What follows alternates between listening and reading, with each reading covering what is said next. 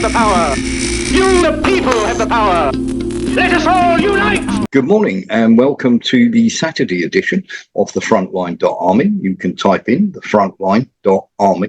That will take you to our webpage. And on there, you just have to click the banner that says Daily News. And literally, for a whole month's videos like this, it costs you the price of a coffee. So I think it's well worth it. There's also wonderful interviews on there with people like Andrew Bridgen, Len Vitopic, Scott Ritter, and many, many others. As I say, it is my normal Saturday compatriot, or should I say co-conspirator, is James Rossi. Good morning, James. How are you? Morning, Warren. I'm good. You? Not too bad. A lot better than the people in Gaza at the moment. Let's have a quick look at a video here, and then you've been doing some digging for us, James, and then we'll talk about that. This is Yoon Carnis, or Carnis Yoon. Just a quick devastation.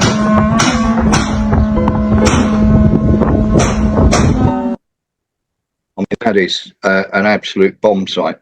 And you've got some more information, haven't you, on what's going on there?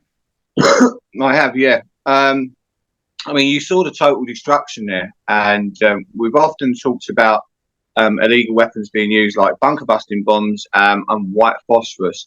And you know, it is an international war crime to use bunker busting bombs. And white phosphorus on civilian populations.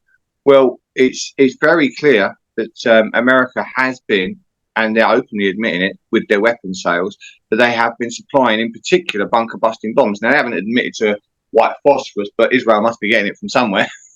Yes, well, they're certainly getting some from France and from Germany as well. But the German supplies have now stopped. Because they're at loggerheads, but definitely the USA are not going to stop supplying weapons, are they? Lloyd Austin has come out and said so. They've literally just come out and said so. I mean, Lloyd Austin was asked, if Israel goes ahead with its planned invasion of Rafah, will you stop supporting and supplying weapons? And his answer was no. We continue to support our allies and we trust them to use their weapons in the correct way. And we have a plan to evacuate civilians now.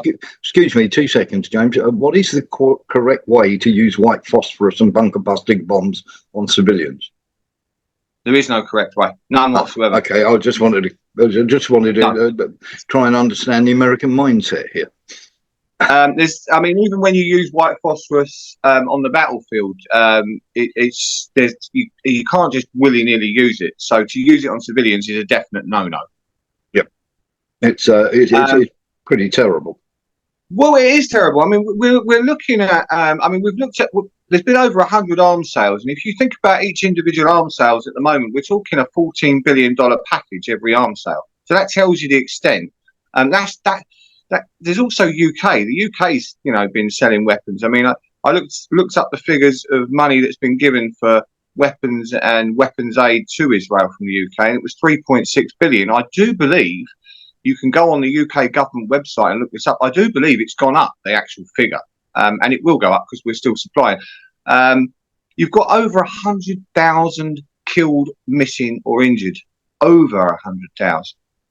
It's ridiculous for them to say that these weapons are being used in a, they're selling them to the allies to use in a sensible way.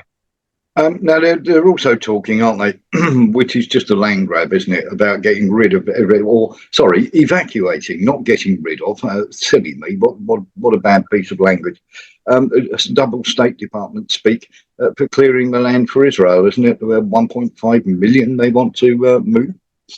Yeah, they want to move to 1 point, because that's what he was saying. Lloyd Austin was saying that the 1.5 million civilians will be evacuated. Well, if you look at that map where Rafah is, you look at the rest of Gaza that's been completely flattened, or as that video showed in Khan Yunis, it looks worse than Stalingrad, to be quite honest. It looks even worse than Hiroshima or Nagasaki.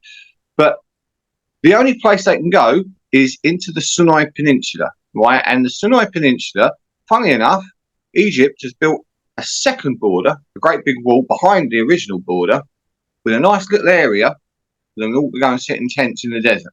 And that's where they're going to go, I would think. I mean, this is nothing but a pure land grab, is it? The whole idea always has been to drive them off the land. So evacuation is basically a forced migration, isn't it? It is. I think there's a lot of questions need to be asked about this war. It's now, we've got the video footage and the evidence now that, of the Israeli attack helicopters attacking their own civilians on October the 7th. We know that tanks opened fire on October the 7th, and a huge number of the 1,137 Israelis that were killed on that day were killed by their own weapons fire. A British MP was talking yesterday, and he was talking about babies having their heads cut off and raped. Well, according to Israel's own news, this is newspapers and news reports from Israel, there's been no solid evidence for any rape, and there's been no solid evidence for any beheaded babies. Of course. Why our British politicians are sitting there on a show talking about beheaded babies and rapes is beyond me, when Israel's own press is saying that there's no evidence to back up rapes or babies being beheaded, as they've been told to by their paymasters. Talking of that, you were mentioning there with the media. We've sort of got to look at TikTok, haven't we? Because we're not talking about the millennials, which are like a lost generation. We're talking about the Gen Zers who are starting to wake up in huge numbers. And there's many videos going around over TikTok, and this is what America want to target. Now, let's be absolutely clear here. What we're talking about is ByteDance, and they've been given 6 months to sort of get rid of any Chinese influence, or it's going to be banned. Now, America have obviously passed this bill, but one of the people who is getting ready to purchase this is the former Treasury Secretary, Stephen Mnuchin, and he's one of these people who said time to invest in Israel. David Freeman is his partner, who's a former ambassador, and they together own Liberty Strategic Investment Fund, which was made up in 2021, and have offices in Tel Aviv. This sounds like Israel trying to control TikTok, doesn't it?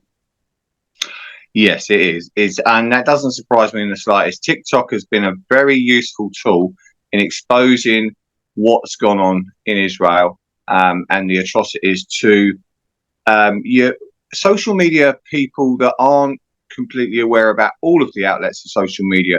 Because don't forget, we've got people that go on social media, especially youngsters, and just regular people that don't know about Telegram, they don't know about Rumble, they don't know about Patreon. So all they know is Facebook, Instagram, Snapchat, TikTok, and probably X or Twitter as we know it.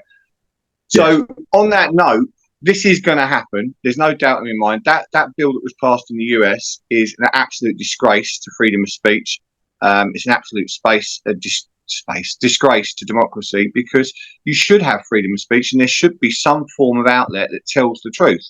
Unfortunately, the West is obsessed with propaganda and shutting down the truth. Yeah. Talking of that, we need to talk about the propaganda exercise in Ukraine, buddy. Ukraine, well, where can we start on this one? The attack on Belgorod and places inside Russia. We now have the total figures that in total 2,500 men were used. This is part of America's nice surprise that Newland and Matthew Miller, and more on him in a minute, came up with 2,500 men, 35 tanks, and many armoured vehicles. And it was a total PR disaster. Over 1,500 dead now is the figures. 18 tanks and 23 armoured vehicles. This incursion into Russia to try and disrupt election day, and also, give them a nice surprise. It's an abject failure, isn't it? Well, it is an abject failure, and it's a bit of a shame and I say it's shameful, not a shame. It's a shameful and a disgrace on America, really, to be quite honest. They talk about democracy. They talk about how important liberty and democracy is, right? They've asked if they can send independent observers to Russia. They've gone over there, sent the independent observers. And then they start attacking the country on election day just to try and absolutely disrupt the elections. Well, what do you want? Do you want free and fair elections, or do you want to corrupt them by disrupting them by attacking the country? Well, actually, American independent observers were asked if they wanted to go over, and they refused to do so. But we've got a little something that we need you to have a look at here, buddy. This is, again, the idiotic spokesman, Matthew Miller, with his doublespeak yet again. And let's have a little look at this and just have a listen very carefully to what he's saying here, James. Finally, the United States condemns Russia's continuing efforts to undermine Ukraine's sovereignty, territorial integrity, and political independence through sham elections held in occupied Ukrainian territories. The United States does not and will never recognize the legitimacy or outcome of these sham elections held in sovereign Ukraine as part of Russia's presidential elections. To be clear, Luhansk, Donetsk, Zaporizhia, Kherson, and Crimea are Ukraine. The results of these Potemkin-style exercises will be dictated by Moscow and cannot reflect the free will of the citizens of Ukraine who are being compelled to vote in them. This spectacle only further demonstrates Russia's blatant disregard for its obligations under international law.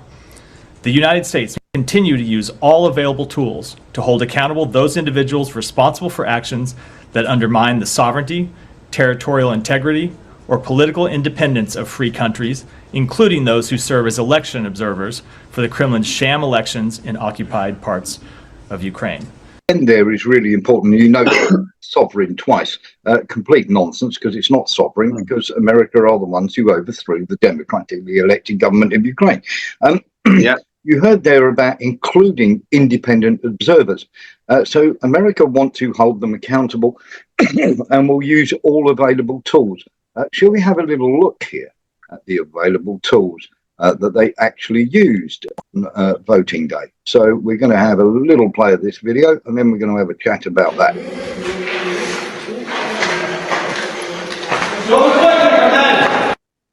Now, that is a polling station that was hit. Now, 12 polling stations have been hit.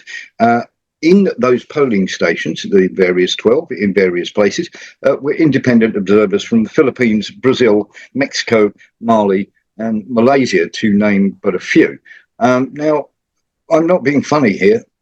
This is out and out terrorism, isn't it? Bombing polling stations. And he made a veiled threat there that they would hold accountable with all available tools anybody from international independent observers. Now, America were allowed to send their own, so were Britain, France. All turned around and said, no, thank you. So the independent observers from absolutely everywhere. So they basically targeted them in a terror campaign. This is an absolute disgrace, James, isn't it? This is American democracy gone run riot, isn't it? Well, the American democracy is starting to look a bit of a sham, to be quite honest. And I'm going to be honest, because the way they've behaved in supporting ethnic cleansing and genocide in Israel and watching that unfold and doing nothing about it, they've become quite emboldened from the looks of it and decided that they're going to have a go at first-hand, war crimes. I mean, these are weapons.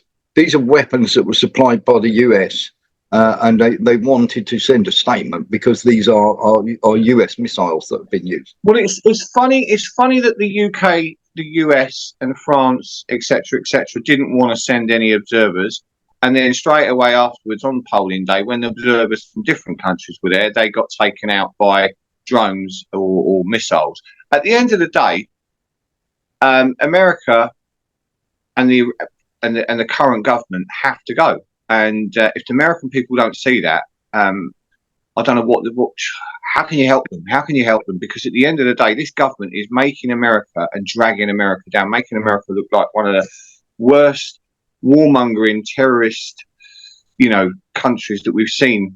I mean, this is out and out terrorism, isn't it? Bombing independent observers at polling stations. It is absolutely. And for a country that supposedly prides itself on, like we said, liberty and democracy, you're targeting independent observers that are there to oversee and make sure the elections are done fairly.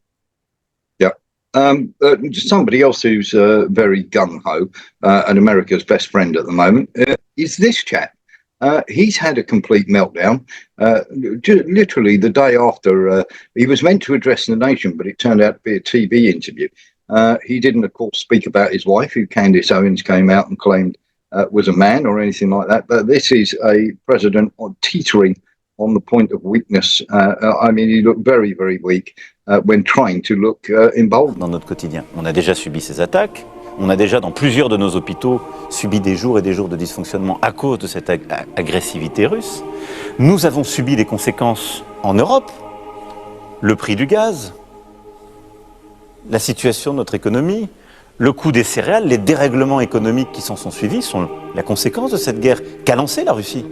Et si la Russie gagne cette guerre, la crédibilité de l'Europe sera réduite à zéro. Quelle serait la crédibilité sur notre sol d'une puissance, l'Union européenne, de ses membres qui auraient laissé faire cela? La sécurité des Européens, quelle serait-il? Est-ce que vous pensez que les Polonais, les Lituaniens, les Estoniens, les Lettons, les Roumains, les Bulgares pourraient une seconde rester en paix? Et je ne parle même pas de la Moldavie, qui certes n'est pas dans l'Union européenne aujourd'hui, mais qui, à la seconde, serait menacée. Donc vous dites en creux, et je dis Poutine que ça ne s'arrêtera pas là. ça S'il se gagne passe. cette guerre, il poursuivra ailleurs, il trouvera d'autres proies. C'est ce que vous dites? Mais par notre passé, nous avons déjà connu Certes. des régimes qui tuaient les opposants chez eux, avaient des dérives autoritaires et avaient la volonté de conquérir tout ce qu'on les laissait conquérir. Donc Poutine ne s'arrêterait pas là. I mean, that little bit there. This is a guy who has many, many mercs in. We know and we have absolute proof that he was sent his French intelligence services crawling around Ukraine in 2020. They're being chased out of Africa. They tried to assassinate the head of Niger, Ibrahim Traore, using mercenaries paid by them. We also know that they are very much were behind Georgian mercenaries getting killed. We know that they paid lots of money to Colombian mercenaries to go over to Ukraine. Macron here is he's a basket case, isn't he? Yes, the French people are a very proud people with a lot of culture and a lot of history. They deserve a proper leader, and they deserve someone that much better than in charge of the country than this clown that they've got right now.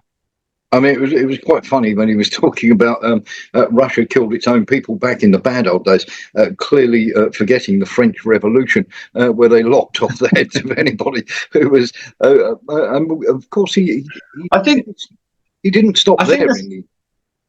No, I think the thing that got me was his desperate attempt at trying to insist that Russia was going to attack Poland, Lithuania, Moldova. I mean, it was like he was reeling off a list. It's almost like it was trying to sort of say that it was going to be a mass invasion, like of the Third Reich going into the eastern, into Russia in the east, which of course is nothing of the sort. Let's have another little clip. This would be quite funny. Que la contre-offensive ukrainienne ne s'est pas passée comme attendu durant ces derniers mois.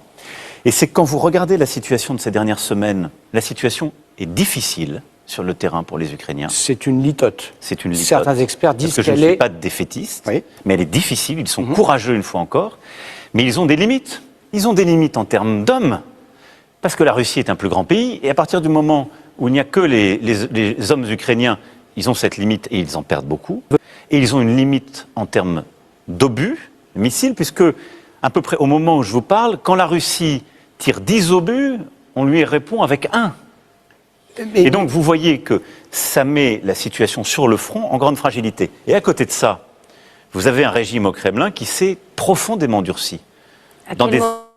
Let me see. I mean, he's not wrong in one sense, but you would have thought he would have worked this out. When a country has more men, more missiles, better equipment, what are your chances of winning that? He's not exactly he hasn't exactly been a brilliant strategist, does he? No, I just wanted to ask you, Warren, wasn't it the French, the British, the Germans, in fact, let's just say the whole of NATO, including the US, weren't they saying that Russia run out of weapons and run out They of were shelves. fighting with shovels, Weren't they taking saying that things they out, were and gas running out of prices manpower? and gas prices are through the roof. Well, who blew up Nord Stream? But surely that can't be. This what he's saying now about they're firing 10 shells to one of Ukraine's. That can't be correct, can it? After the original statement, that can't be right. No, exactly that. He must have got it the wrong way round.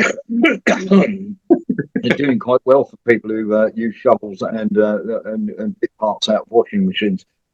Hey! One of those trench shovels, you can do a lot of damage with one of them, you know. Well, just imagine if the Russians ever get their hands on proper weapons. Good God. The other thing we have to look at as well, isn't it, is, he's calling for everybody, and he's basically trying to wind up Eastern Europe, and he's been told to.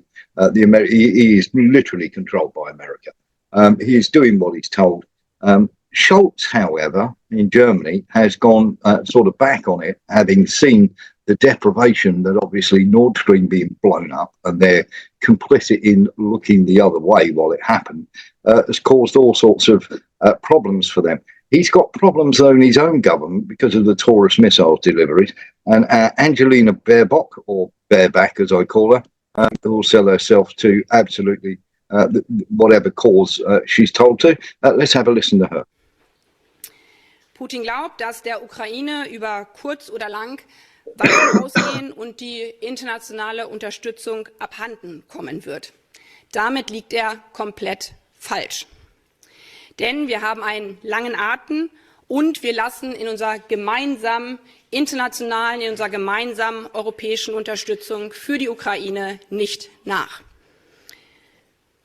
Dabei ist klar, wir müssen uns gerade hier in Deutschland immer wieder vergegenwärtigen, Putins imperiale Pläne gehen deutlich über die Ukraine hinaus.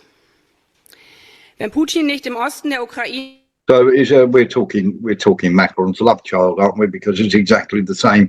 Same rhetoric, yeah. And I wouldn't be surprised if we don't hear someone from the British government coming out with some sort of rhetoric over the next few weeks, which is going to similar.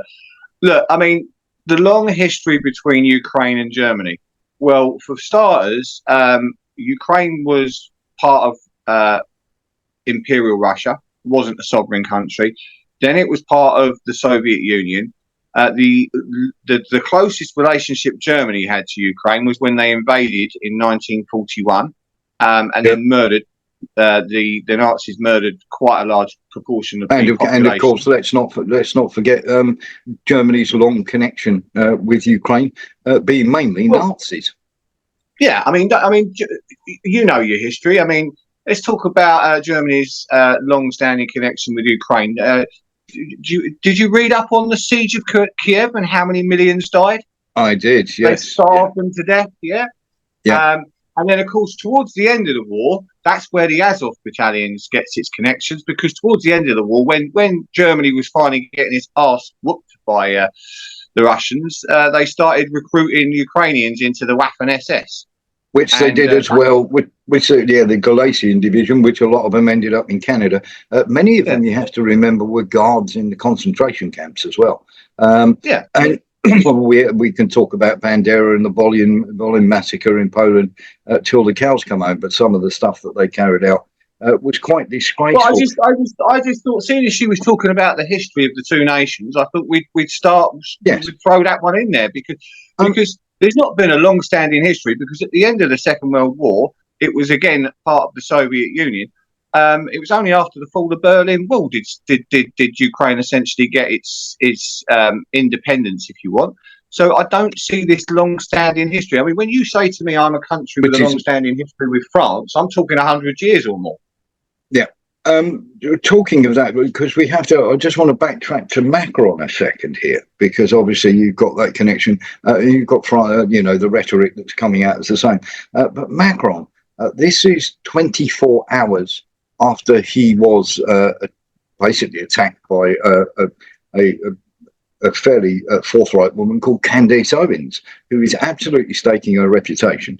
That Macron's first lady is a guy. We don't know that. That's just that's between Candace and That's between Candace and little Emmanuel, our little Napoleon there. But there is absolute factual evidence that his wife, in inverted commas, was 41 years of age, and he was 15 when she fell in love with him. That's not right, is it? If that were the other way round and it wasn't the president of France, we'd be calling for this person to be locked up as a paedophile. I think he should be locked up if that's the case. You know, she should be. She should be. Sorry, well, we don't know. We don't know. Let's be fair, we don't know. But you know, we'll go gender neutral on this. This person should be definitely investigated. Yes, absolutely. And the whole Macron meltdown here, and we're going to do a longer video on this. The whole Macron meltdown. I mean, France has had its fingers in this pie for ages now. We've also highlighted what they were doing in Niger with Harry there, the company where the contracts were so secret even the French government weren't allowed to see them. They're being kicked. They've got kicked out of Niger. We've spoken about what they've got up to in Africa. They're being driven out of Africa by the African states. God bless them. They've invested heavily in Ukraine, and is this panic stations from Macron, knowing that the economy is in dire straits? And of course, he's hanging on by a thread, isn't he? Where it comes to Marine Le Pen, she's very close in terms of numbers of overthrowing this guy. I think it's panic stations for several of the reasons you said, but I think there's a bit more to it, Warren. I think, you know, he didn't do well in Nigeria. Just don't forget, he's one of these new globalists. He's part of the World Economic Forum. He is. And all that rubbish. Young global leader. He's a globalist, yeah. So he's been told to sort out what's going on in Nigeria. Didn't happen. Messed it up. He was asked to sort the thing out in Serbia, where they were supposed to overthrow the government. Again, he's messed it up. I think he knows, yes, he's not popular with the public. He doesn't care about that. Same as Rishi Sunak and the rest of the politicians don't care about the public. Yeah. What they care about is these people in Davos. And these people in Davos have probably looked at him and gone, you can't do the job. Le Pen, you want to do it? Fine, we'll get you elected. And this is how it kind of works. They'll put whoever they need and push and promote through the media, through financing, etc., to get them elected. Yes, as Andrew Bridgen has very rudimentarily but brilliantly pointed out, if you own all the horses in the stables, you don't care which one wins. And there is a clear thing here. I have some good news, because we always like to show good news on this show from time to time, because the world is such a terrible place. But we have found a Ukrainian hero, and this guy, without doubt, should receive some sort of honour. Now, this is the recruitment drive, or shall we say the press gang, that have turned up. And, of course, they've walked into a wannabe Vladimir Klitschko.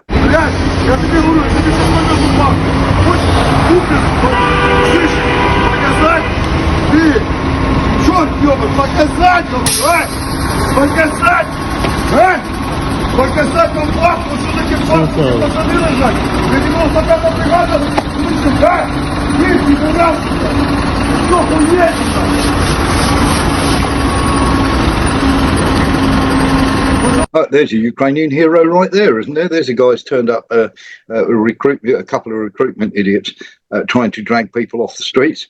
And Rocky there has decided to give him a flea in his ear, kick him up his backside and send him on his way.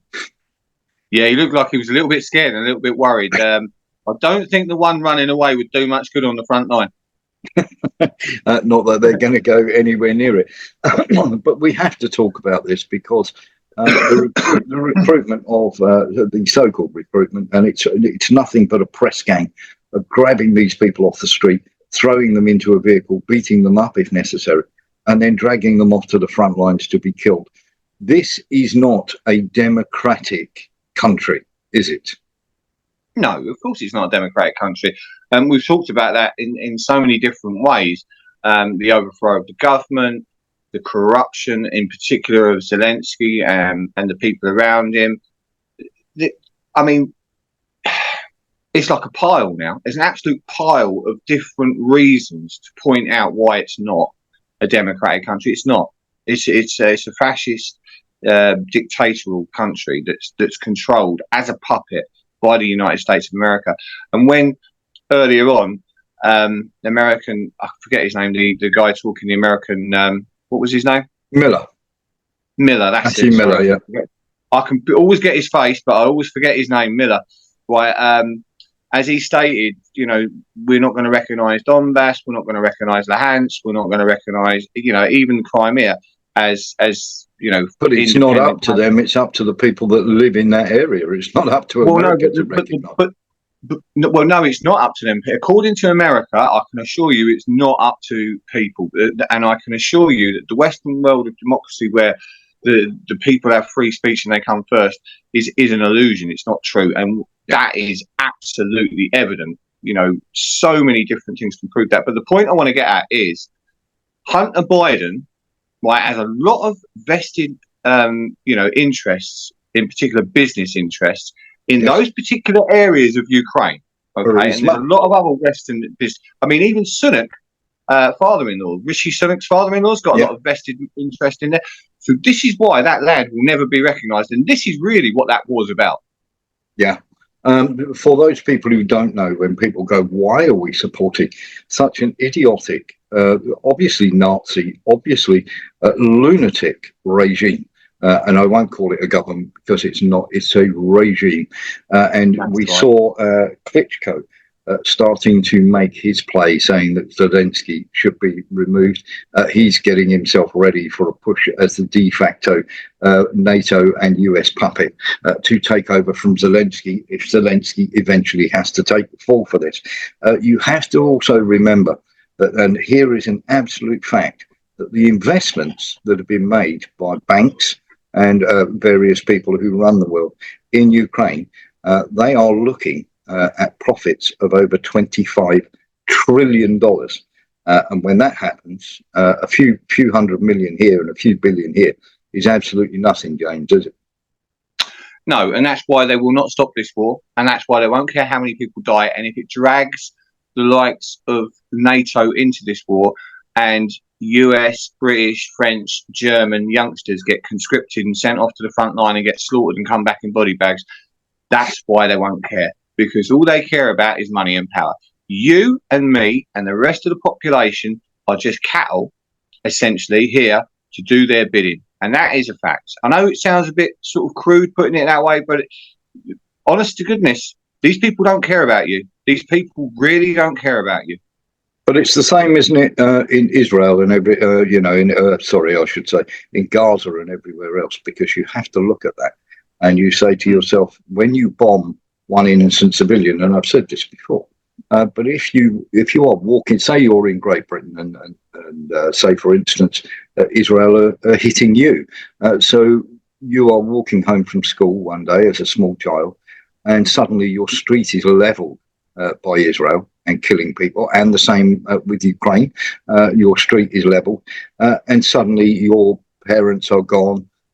Suddenly, if you've got brothers, sisters, uncles, aunts, nephews, nieces, what you do by killing one innocent person is you create 10 people who want to get revenge on you. And then, of course, somebody with bad intentions comes along, puts a gun in their hand and says, here you go, get revenge. I mean, it just creates more. And this is more, isn't it? More money for the military-industrial complex, because it's more war. More war. But I mean, Israel's a special case of one of the worst countries, I think, out there in the entire world for this sort of thing. I mean, we did the news a while back, and we showed the child that had been set alive, didn't we? Yeah. Yes. Well, a couple of years back before that, there was the child that they made him drink petrol and then burnt him inside out. Then there was the young family that were barricaded into their home with a 6-month-old baby that was burnt alive. This is not new. This is something they've been doing quite regularly. This is like a tradition. I mean, I saw a video only a few months ago where a woman was walking with her 2-year-old child, and an Israeli lady pulled up in the West Bank in her car, jumped out, and she murdered the woman and murdered the child, and it was videoed. we've even had What can I say? Israel. We've even had Israel soldiers testifying to strapping children to the front of their jeeps. And it's quite disgraceful when you see it in Ukraine. They're literally working their way through the entire male population of Ukraine and women. When you are throwing people into vans and you are sending pregnant women onto the front line, there is something wrong there is something fundamentally wrong with us backing them. We're meant to have morals. We're meant to have, democracy. This isn't democracy. And as the great man always once said, you live in a democracy only until you disagree with it. I don't think he's wrong, James, is he? No, and what you've just said there, I remember watching that video clip that you sourced, and that was the woman. She was heavily pregnant. On the battlefield, the Russians found her and took her. They potentially didn't take her prisoner. They took good care of her, made sure she was treated right. Because even the soldiers that discovered her could not believe, this sobbing woman who's saying, "Please help me, I'm like 8-9 months pregnant," could not believe the situation. You've got old men being recruited now, 50, 60-year-olds. The other thing as well was the other thing as well, buddy, was they left her there to die as well. Yeah, because she was a liability on battle. Look, her unit had decided that they were under heavy fire. Their chances of survival were slim to none, so they've looked at her and thought, you're a liability, and left her. It's as simple as that. It is just crazy, isn't it? And if ever you wanted, she shouldn't have been on the battlefield in the first place, because from day one, before the battle starts, she's a liability, technically, in a battle. I'm not saying that she's. When I say she's a liability, I'm talking from a military perspective, which is why pregnant women are not on a battlefield. Why women, and I don't mean this in any way whatsoever, why women are on the front line is beyond me. One thing I do want to sort of highlight here, this is a video that was taken in when at the fall of Avdiivka, and I just want to remind people just how terrible it is. This is what the Ukrainian regime were doing. When soldiers were injured and they got the Azov battalions and the mercenaries out, they commandeered all the vehicles.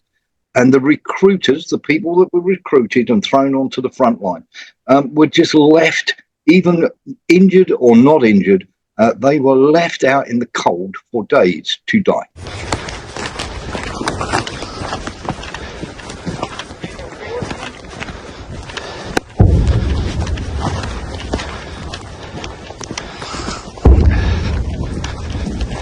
This is the Russian army walking in and finding this.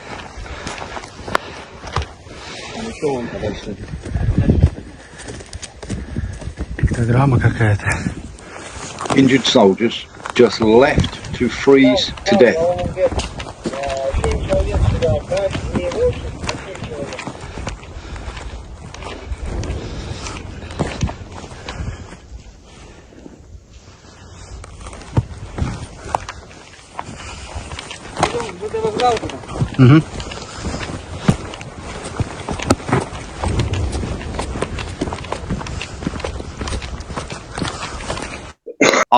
To be honest, this sort of behaviour by the Ukrainian military, or by any military that seems to be backed by the West at the moment, doesn't surprise me. There's very little that comes out of Western-backed militaries that surprises me anymore. After this year's been horrendous. We are not, in my opinion, and I do not believe it to be a fact either. I believe it to be a fact, sorry. We are not under threat from Russian full-scale invasion of Europe. Russia have gone into Ukraine. Russia have gone into Ukraine to secure those regions that voted democratically, right? And I don't believe the fact that the Americans said it wasn't a fair vote. That's complete hogwash, right? Those people voted for independence, right, from Ukraine because they didn't like the fact that this new fascist government that had been put in place after the original government was overthrown by the Americans, right? They didn't want to be part of it. They didn't want part of it because they were being victimized, racially harassed and murdered by their own people for being ethnically speaking Russians, right? Give them their For independence. 12 years before the Russians even showed up. That's all they want, is their independence, right? Who cares about these little regions, right? Is it worth the amount of people that have died? Is it worth the amount of people that are potentially going to die in World War III? I mean, if you're thinking of it from a globalist perspective, and like you said, the 25 trillion that's available, yeah, of course, I'm going to make 25 trillion out of it if I'm a globalist. I want that money. Is it worth it in human life? Well, can you put a price on human life? Yeah, they do, and it's incredibly cheap. Thank you so much for being here today. If you're listening or you're watching, and as I say, we hope to see you again tomorrow. James, where can people find you on your social media, buddy? You can find me on TikTok, and I'm also, which is James Rossi 47. I'm also on Twitter, or X as they call it now, James Rossi. I can't remember the long number, but you can't miss me.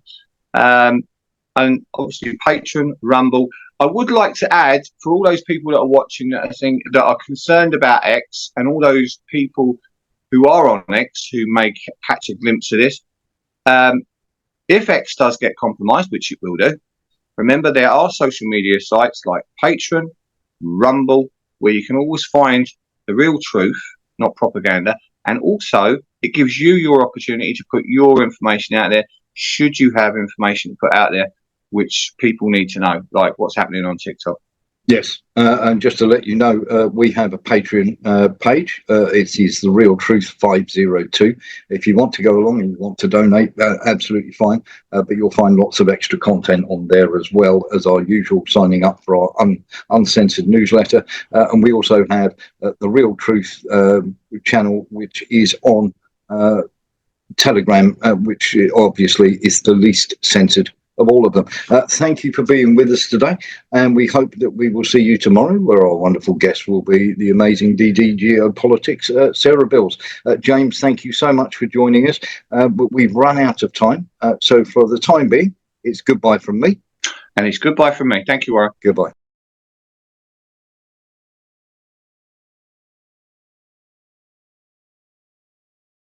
People have the power. You, the people, have the power. Let us all unite!